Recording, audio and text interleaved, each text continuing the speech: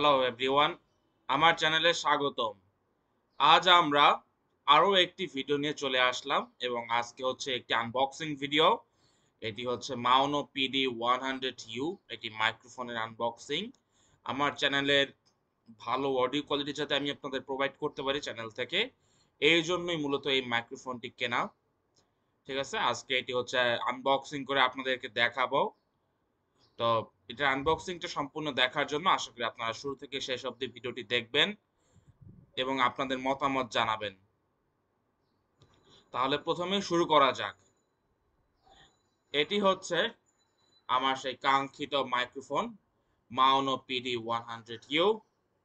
দেখতে পাচ্ছেন এই সেই বক্স। অলরাইট, এখন এটি আপনাদের সামনে আমি আনবক্স করতেছি। এটি আমি হচ্ছে পারচেজ করার পরে এখন পর্যন্ত খুলি নাই, আপনাদের সামনেই প্রথম খুলবো। তো দেখা যাক, একসাথেই দেখি সবাই মিলে কি আছে এর ভিতরে।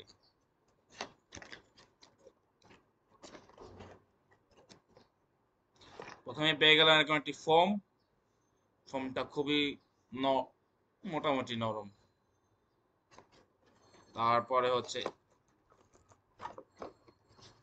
আমাদের একটা অ্যাক্সেসরিজ বক্স, দেন এই হচ্ছে আমাদের সেই কাঙ্ক্ষিত মাইক্রোফোনটি। দেখতে পাচ্ছেন কাঙ্ক্ষিত মাইক্রোফোন। ভিতরে আর কিছু নাই, শুধু একটা ফোম আছে। ওকে, সব প্যাকেটটা রেখে দিলাম এবং ফার্স্ট অফ অল অ্যাক্সেসরিজ বক্সটা খুলে দেখি কি আছে এর ভিতরে। তো শুরুতেই পেয়ে যাবো একটা কেবল।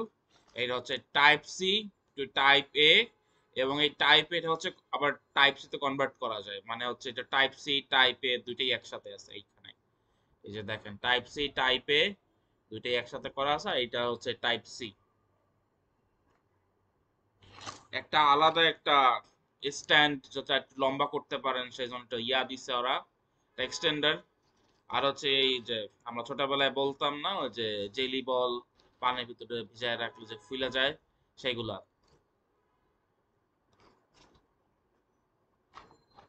আর একটা ম্যানুয়াল বই, আর কিছু নাই এই এক্সারসাইজ বক্সে। তো এটা আমার আপাতত লাগতেছে না, তো এটা লাগাই ইউজ করব না।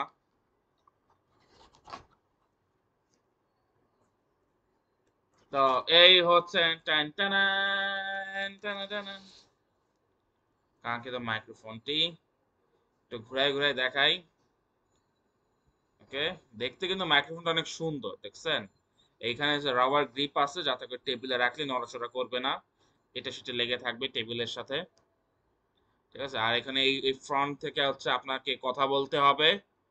আর হচ্ছে এটা হচ্ছে একটি ডাইনামিক মাইক্রোফোন, তো যাতে নয়েজ টয়েজ, আমার বাসা তো ফ্যান চলে, যাতে নয়েজ টয়েজ রিসিভ না করে এই জন্য এটা নেয়া। আর এই টাইপ সি, পিছনে শুধু একটা টাইপ সি আছে, আর কিছুই নেই। অডিও মনিটরিং করার জন্য কোনো হেডফোন জ্যাক নাই, তবে একটা গেইন নব আছে, আপনি হচ্ছে আপনার ইয়া করতে পারবেন, রেকর্ডিং এর সময় আপনার ইনপুট মাইক্রোফোনের ভয়েসটাকে বাড়াতে কমাতে পারবেন এই গেইন নবের দ্বারা। অলরাইট, আর কি কি ফিচার আছে দেখি। এই যে কার্ডিওপোলার প্যাটার্ন বলা আছে, যে কার্ডিওপোলার প্যাটার্ন মানে হচ্ছে সামনে থেকে ইয়া নিবে, সাউন্ডটা নিবে, আশেপাশ থেকে কোনো সাউন্ড নিবে না, নয়েজ নিবে না। তারপর হচ্ছে এটা মোবাইল কম্পিউটার ট্যাবলেটের সাথে কম্প্যাটেবল, ইউজ করা যাবে। গেইন অফ তো আছেই, ইয়া তো বললাম।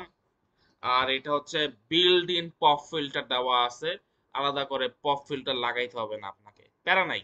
মানে হচ্ছে এটা সিম্পল একটা ইয়া, জাস্ট প্লাগ ইন প্লে করবেন, কোনো প্যারা নাই। আর দেখতে সুন্দর, বুঝছেন, টেবিলে রাখলে দেখতে সুন্দর লাগে।